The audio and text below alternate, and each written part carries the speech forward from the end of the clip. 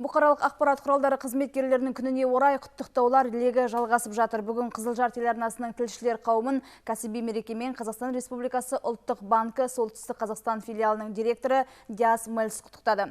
Диас Ержанұлы облыстық Қызылжар телеарнасының директоры Ерлан Бейсенұлына төл мерекеге орай Қазақстан монеталары атты кітабын сыйға тартты. Айта кетейік, бұл басылым 1993 жылы 2021 жылдар аралығында шығарылған және Қазақстан Республикасы тәуелсіздігінің 30 жылдығына орайластырылған Қазақстанның монеталарына арналады.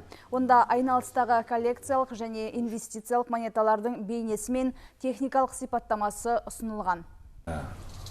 Құрметті журналистер, бұқаралық ақпарат қызметкерлері, сіздерді кәсіптік мерекелеріңізбен құттықтай отыра, сіздерге қажымас қайрат, еңбектеріңіздің жемісін көріп, шығармашылық табыс тілеймін. Тек қана жақсылықпен жұмыстарыңызда тек қана жақсы хабар, жақсы жаңалықтар толы болсын.